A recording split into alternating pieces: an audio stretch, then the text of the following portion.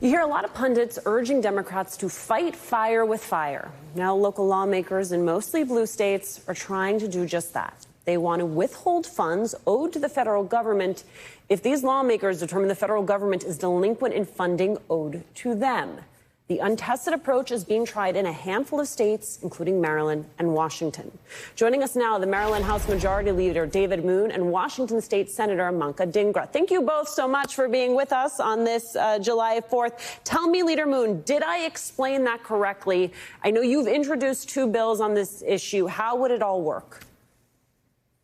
Well, we're basically in unprecedented times here where I introduced bills to treat the federal government as deadbeat debtors and basically have Maryland act like a collections agency. So we're talking about withholding funds that's owed to the feds and putting liens on their property. But how does that actually work? So is this the type of thing that is a theory, or have we ever seen this in practice? I mean, look, it's novel certainly for states to go down this road, but it's not novel for people who are trying to chase people that are running away from their debts. So, and certainly for this White House, this president is someone who is no stranger to trying to walk away from obligations and debts just because he simply doesn't want to pay them. So, Senator Dhingra, we talked about Maryland, but you're planning on introducing legislation in Washington that is similar to what Delegate Moon is doing. Explain to us the impact that this would have on states, and if this legislation were successful, what then it would look like. Absolutely. You know, we're at a time when the federal government is arbitrarily holding funds that are due to the states. For example, just recently, our federal government withheld $137 million from our schools. And this is money that goes to help our children with after-school programs and with enrichment. And having a bill that actually withholds federal dollars from the federal government will enable Washingtonians to get the services that they need, that they're entitled to under Washington law. So it's about making sure that we can continue to keep people receiving mental health services, physical services, housing, and things that they are entitled to. And so we have to make sure that when decisions are made in an arbitrary fashion, the states are able to stand up and fight back. Well, can I just illustrate some of what that might look like? You had the Washington Post reporting that the Trump administration is withholding $7 billion in funding for after-school programs, English language learning, and much more. Leader Moon, that has implications for our students, for our educators, and for state legislators who may need to come in and fund those gaps. So look, you know, part of the problem is we don't have the time for school systems that are open right now to have to wait for lengthy court battles and appeals to wind down in years, probably. These are funds that were counted on by local school systems across the country for the current year. So what they're doing is so unprecedented that it does require us at the states to have some way of defending ourselves from a White House that has basically announced, Trump and Vance have said very plainly that they plan to expand executive power and ignore court orders. When they do this, what are we to do? Well, we need to take self-help measures like we're talking about, withholding funds we owe them, so that we have an immediate way of addressing school system shortfalls that are happening right now. Funds. We have to make sure we're standing up and fighting for all Washingtonians and, frankly, all Americans, because it doesn't matter whether you live in a blue state or a red state. These cuts are going to really impact our lowest and middle income Washingtonians. Washington State has an excellent track record of standing up and fighting to the Trump administration, and our Attorney General is absolutely going to be ready for this fight. So we shall have to see what we can do. But with a 28% budget that's reliant on the feds, we have to make sure that Washingtonians get the support and help that they're entitled to. So, folks, what you hear here is Democrats in blue states have a secret weapon to delay and maybe disrupt Trump's big, beautiful bill, his bill from hell, right? Because Donald Trump is breaking agreements with the states, and effectively they're going to renege on deals that have been made, and the states could, in a sense, repo property held by the Trump administration and by the Trump federal government. And this is a unique move. It's not really been done before, but it's something that needs to happen because the blue states and I think red states that realize they're getting screwed by this need to realize that in some cases what Trump's going to be doing is illegal, right? It's going to be violating provisions, deals made with states. But in other cases, even if it's not illegal, it's going to open up opportunities for those states to fight fire with fire, to use secret moves to block and disrupt this bill. And you're going to see why these moves are effective when you see this clip. Guys, at the end, I got something shocking to share. Medicaid. Watch this.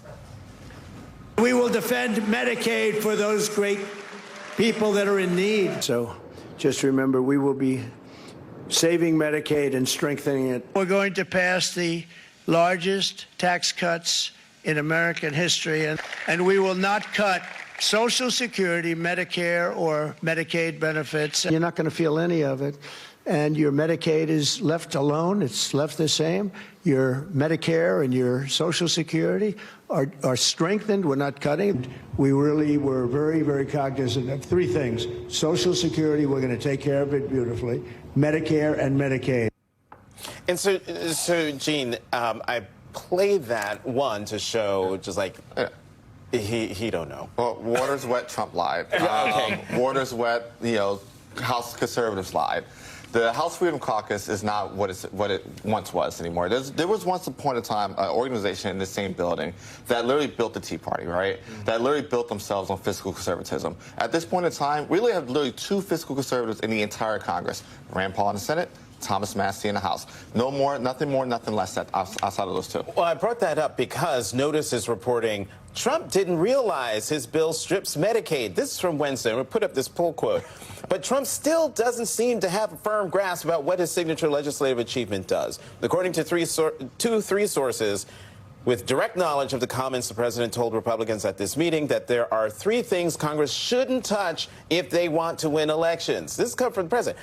Medicaid, Medicare, and Social Security, quote, but we're touching Medicaid in this bill, one member responded to Trump, according to the three sources. Well, the thing is this, you're going to touch on all three. First and foremost, you mean to tell me that the one president that literally consumes cable news all day did not know that Medicaid was going to be touched? I mean, that's literally been the topic of discussion conversation since the bill was dropped. Right. And one, you also don't touch Medicaid without end up touching Medicare, and you don't also eventually borrow from Social Security to pay for it all. So one more time, you either have one or two things happening. Donald Trump lied to us again, which one more time, water is wet.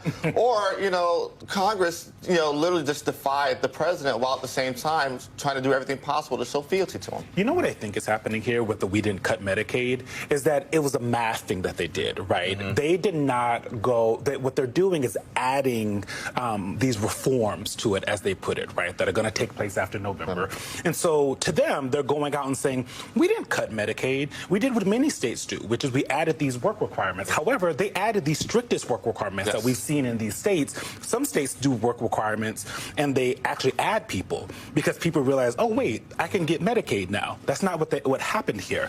And I want to ask you a question. Abigail Jackson, a spokesperson for the White House, told Notice that President Trump's reconciliation bill, this was in reference to the same report, quote, takes decisive action to protect Medicaid for generations to come by eliminating waste, fraud, and abuse in the program. President Trump is committed to protecting Medicaid for the vulnerable Americans who rely on it most. What I did not read in that was that we didn't cut Medicaid this time, right? Like even the spokespeople are not saying what the president is saying and what some of these members of Congress are saying in front of the cameras.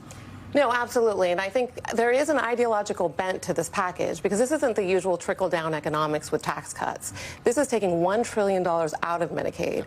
And taking $1 trillion out, there's going to be ripple effects into the whole healthcare system. Right. So these are the Medicaid recipients, but this is everybody else who also has private insurance, hospitals, nursing homes. Because someone has to make up for that loss. Exactly. As the Congresswoman said in the last segment. Sorry, go ahead. No, please. Yeah, there's going to be a lot of talking about how she did what she did, and she's taken some hits from fellow Republicans, including Rand Paul. But at the end of the day, she did her job for her state. Yeah. And that is something to look at. Just like Susan Collins had to definitely pass on this bill because she's facing an approval rating of around 14% in Maine, and she'll be up for election in 2026. What I am absolutely fascinated by is Mike Johnson in the House. He got this through, promising nothing. There were no changes. He got this done with, we opened up the day yesterday with, 20 Republicans saying they wouldn't vote for this bill, and he got it done. And I think it's worth noting that he's been underestimated at every turn, and he's really delivered. Absolutely true. He has Trump behind him and really pushing all the buttons. But again, he pushed for the one bill versus the Senate pushing for two bills. And Johnson came out ahead. So I'm watching the House to see how they maneuver for the rest of this term, because Johnson's actually really learned a lot. He's learned a lot, and I think that we were having this conversation yesterday with Brendan Buck, Sam, the idea that for a member that's kind of as junior as Johnson is, he has been underestimated, and they love to remind you of that, at least me, when I'm talking to them on the Hill. How do you think that he plays it from here? Because I think, yes, he's shown he can muscle through policy, but there's a big political component to this that you're touching on with the polling, and you hear from members saying, well, the bill's not perfect. Right. Well, I think we're underselling the job he did, because he told a number of his members that they could oust him as Speaker because if they didn't get more deficit reduction from the Senate, they got actually less deficit reduction, and then he convinced those same people not only to not oust him, but to vote for the bill. So well done. Kudos to Mike Johnson. Yeah. In terms of where he goes from here, well, he's fortunate that they don't really have much more legislation to do, right? Like, the next thing they're going to have to do is fund the government in September. I don't know of any major legislative initiative that's coming down the pike. I know. So we'll see. But again, it comes back to selling the bill, because historically the House will flip. And he's got such a slim majority, so he's got to figure out a way to make this work. Yeah, and quite frankly, if you talk to Democrats and those who are watching the House races closely, redistricting actually really helped in states like North Carolina for Republicans to be able to retain that majority. So we have to understand this. Donald can't be wedded to the bill because he doesn't know what's in it. He doesn't. He does not know what's in it. He is too demented and cognitively declined. Now, this isn't me saying, oh, Donald Trump is a sweet man and he wouldn't have done this evil bill. I'm not saying that. But what I am saying is Trump is not approaching this with cold, hard, consistent philosophy. He doesn't have that, because his philosophy is making himself richer, making his buddies richer, and inflating his ego. And what we're seeing here is that he didn't even know the specifics. He didn't know them.